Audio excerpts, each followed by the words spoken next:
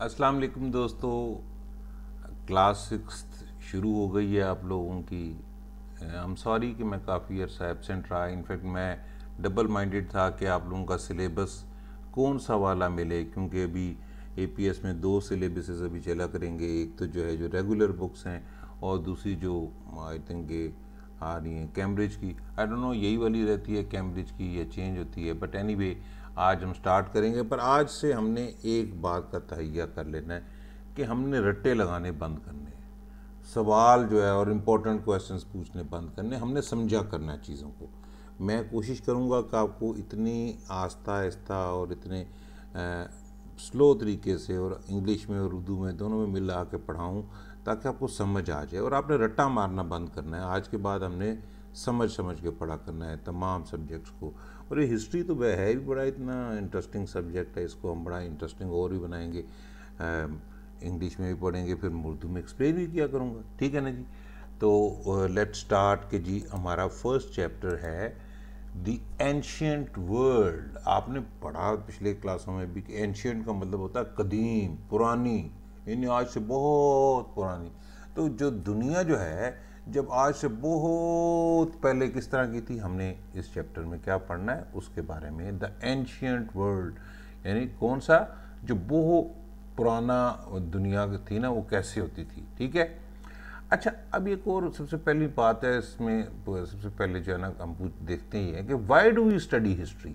भाई हिस्ट्री हम पढ़ते क्यों हैं? कभी आप लोगों ने सोचना भी तो चाहिए कि भाई हिस्ट्री हम पढ़ते क्यों हैं, खाम से हम कहानियाँ से क्यों पढ़ते रहते हैं। हाँ, why do we study history?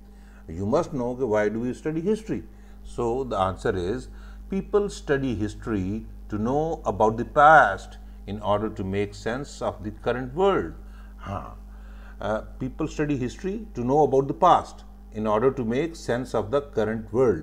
लोग हिस्ट्री यानी कि तारीख यानी आज से पहले के वाक़यात इसलिए पढ़ते हैं कि एक तो यह है कि जी उनको पता लगे कि हमसे पहले लोग कैसे रहते थे, और हम आज ये इस जगहों तक या इस डेवलपमेंट हमने जो कर ली है ये कैसे हुई है।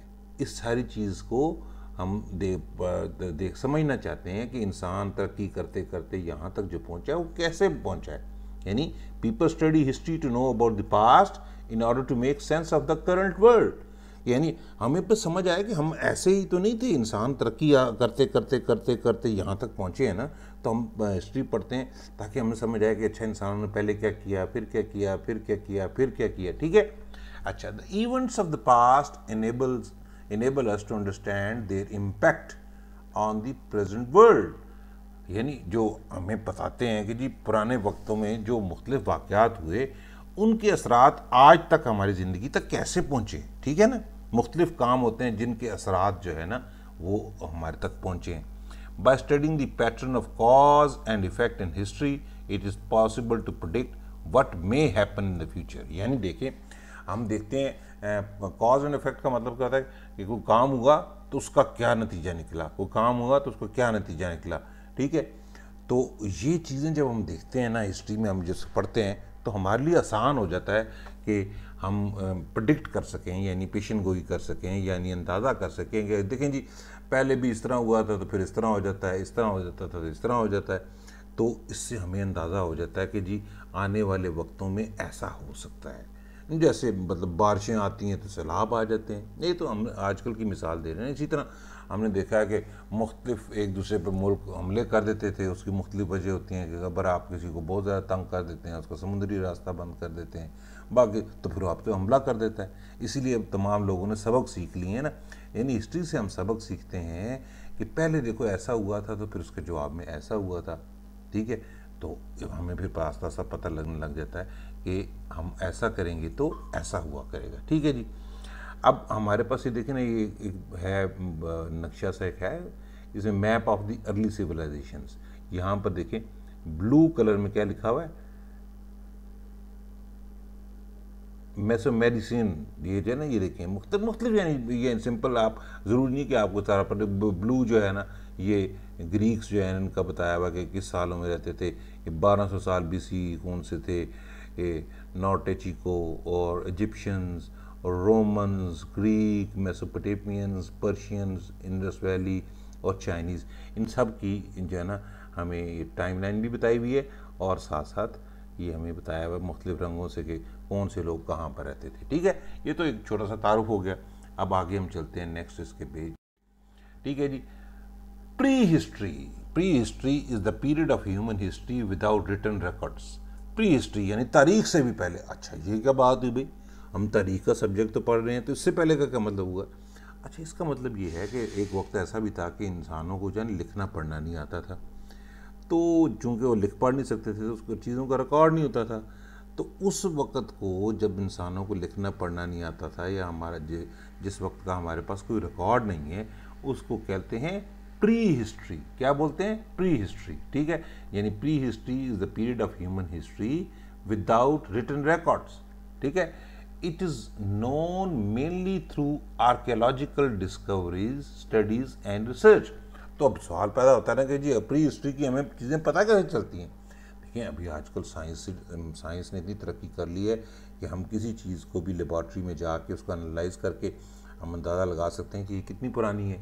फिर उसके बाद जो है ना हम करते हैं आर्कियोलॉजिकल डिस्कवरीज करते हैं, मुख्तलिफ जाके। आर्कियोलॉजी समझते ही है ना, आप लोगों ने पढ़ा। आर्कियोलॉजिस्ट कौन होते हैं?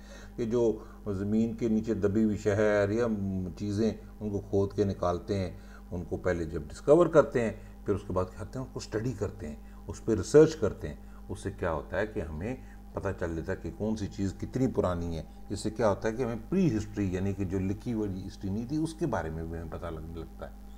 The past is divided into large period of time known as ages, eras and periods.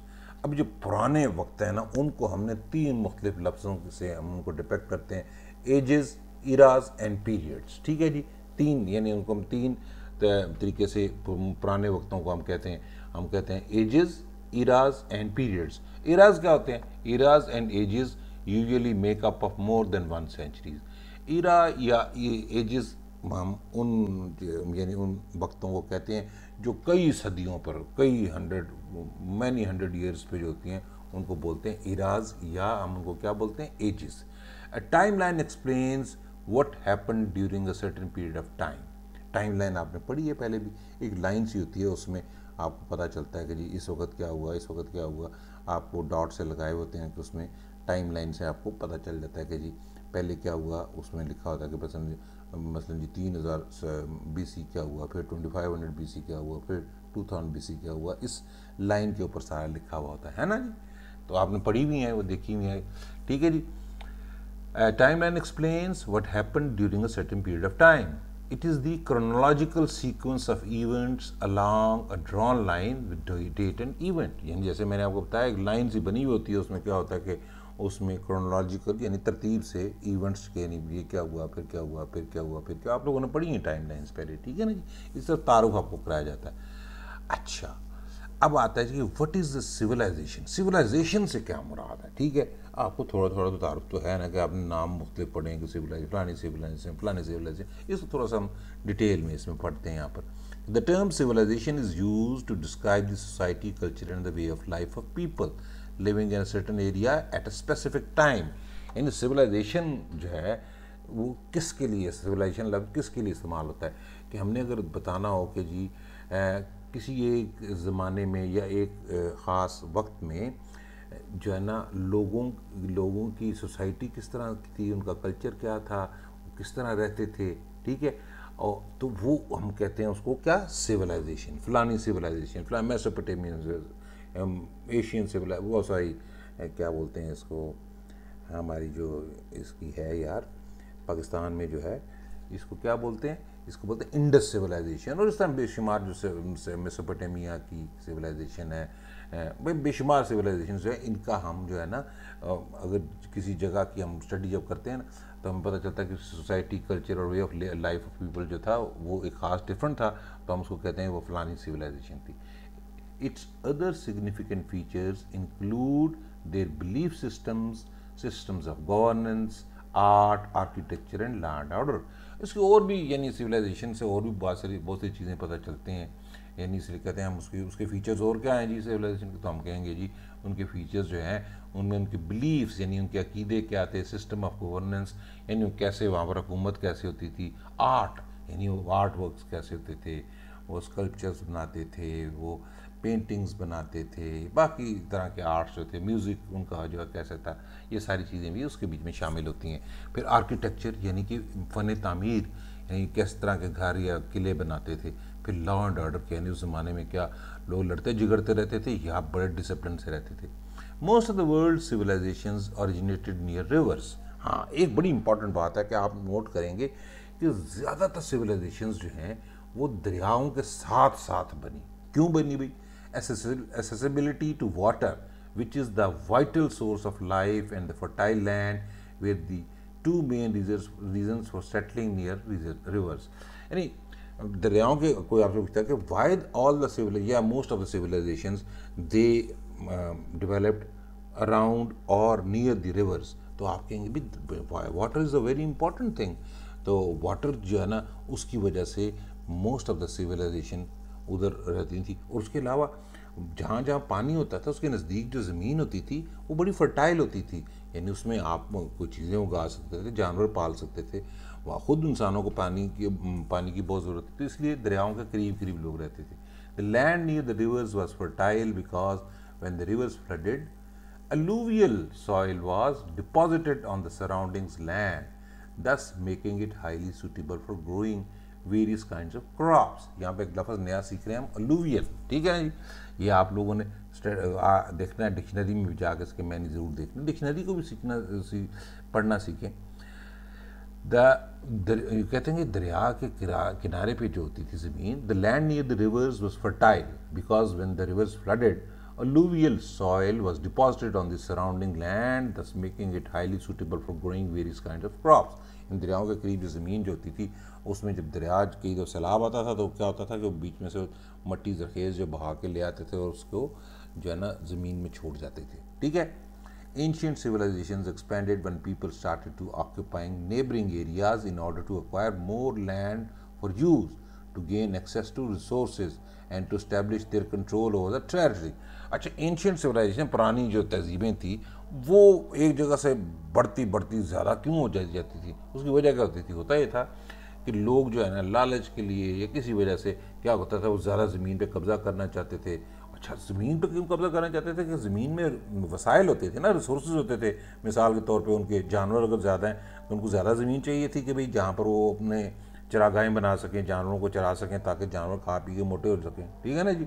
और फिर उसके बाद ये था कि वो कंट्रोल भी करना चाहते थे मुख्तलिफ जगहों को, ताकि लोग उनके महकूम हो जाएं।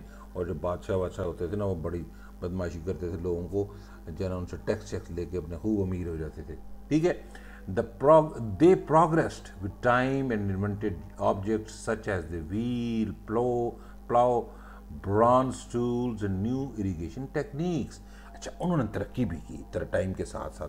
क्या किया जी? सबसे पहली बात जो है, सबसे पहले उन्होंने व्हील इन्वेंट किया। व्हील देखें सबसे इम्पॉर्टेंट चीज़ थी। आज तो हमारे व्हील हर जगह पर इस्तेमाल होता है ना, हर मशीनरी में, हर गाड़ी मोटर से लेके हमारी जब बाकी घर के अंदर चलने वाली मोटर से लेके तो ग्राइंडर जूसर तक हर जगह पे आपको व्हील का इस्तेमाल नज़र आता है। फिर प्लाव यानी आपको हल जो चलाने वाला होता था, हल, वो हो गया। फिर ब्रॉन्ज के टूल्स, ब्रॉन्ज जो होता था एक मटेरियल होता है, उसके जो है ना उन्होंने आस्ता आस्ता औजार बनाने शुरू कर दिए। और फिर आस्ता आस्ता उन्होंने क्या किया कि इरीगेशंस की टेक्निक्स शुरू कर दी, ठीक है। अभी देखें 4 river valley civilisations of the world. अब इनको रिवर वैली सिविलाइजेशंस क्यों कहते हैं? कि ये दरियाओं के गिर्द गिर्द हुई। मेसोपोटामिया जैसे थी, मेसोपोटामियन जो सिविलाइजेशन थी, ये देखें इसका निशान सा बनाया हुआ कि मेसोपोटामियन 6000 BCE टू 2500 BCE, ठीक है। फिर उसके बाद है जी ग्रीक्स जो है 1400 BCE से 323 BCE। फिर उसके बाद इजिप्शियंस 3500 BCE से 500 BCE, ठीक है।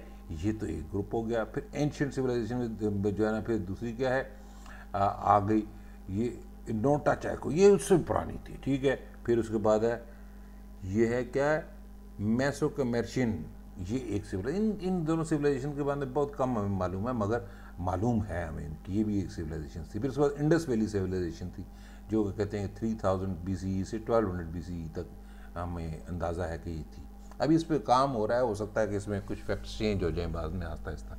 फिर उसके बाद है कि ये वाली थी चाइनीज़ सिविलाइजेशन जो है ना, उसमें 2500 BC से 100 BC तक, ठीक है ना जी। फिर उसके बाद रोमन्स थे 753 से लेके 306 सी तक, ठीक है। फिर उसके बाद पर्शियंस थे 2700 BC से 300 BC। अब इन सबको देखेंगे तो ये दरियाओं, इनको बोलते हैं 4 river valley civilisations. River valley civilisations कौन सी थी कि जो किसी रिवर के साथ साथ अब जो है ना वो डेवलप हुई थी। तो आप अभी इनको मज़ीद पढ़ेंगे कि मेसोपोटामिया जो था ये कि कहाँ पर आबाद हुआ, एंशियंट कहाँ से इजिप्ट से आया वो कहाँ पर हुआ, फिर इंडस वैली और चाइनीज़, ये सारे इनके दरिया इनके पास बड़े बड़े थे जिनके गिर्द ये आबाद हुए थे, ठीक है जी। सो आज का चैप्टर हम यहीं तक ही करते हैं, ठीक है ना, ताकि आप लोगों को थोड़ा सा जो आपने किया इसको 1 या 2 दफ़ा पढ़ें, ताकि कल जो नेक्स्ट चैप्टर आपको मैं दूंगा ना, इस चैप्टर का नेक्स्ट पार्ट जो दूंगा उसमें थोड़ा सा मज़ीद डिटेल्स इसकी पढ़ेंगे, ठीक है। तो वो फर्स्ट लेक्चर था इसका हिस्ट्री का, क्लास 6 APS का। तो आई वेलकम यू बैक और आई होप आप लोगों को मदद मिली होगी इससे। हम इसको मज़ीद डिटेल में पढ़ेंगे तो और मज़ा आएगा, ठीक है। आपने भी आप मेरे से वादा आप लोगों ने कर लेना है कि अभी आपने रट्टे नहीं मारने, समझना है और देखना समझने के तरीके से इस दफ़ा मैं पढ़ाऊँगा। और आप क्योंकि बड़े हुए हैं ना, अभी आपने हर चीज़ समझ के किया करनी, रट्टे नहीं मारने से रट्टे मार के उसी चीज़ को छाप दिया नहीं, हमने आस्ता आस्ता समझना है, ठीक है। हमें बिल्कुल वैसे पता होना चाहिए ना, बातचीत में आपसे कोई पूछे भाई कि ये रिवर वैली सिविलाइजेशन क्या मुराद है, तो आपको पता होना चाहिए, आप बता सकें भाई तमाम वो सिविलाइजेशंस जो कि रिवर्स के साथ साथ आबाद हुई थी उनको रिवर वैली सिविलाइजेशंस कहते हैं। मिसाल के तौर पे इंडस जो है इंडस वैली के साथ थी, मिसाल के तौर पे जो है ना आपकी जो इजिप्शियन थी वो नाइल के गिर थी, मेसोपोटामियन जो था वो 2 दरियाओं के दरमियान थी, उसको अब डिटेल में पढ़ेंगे, ठीक है।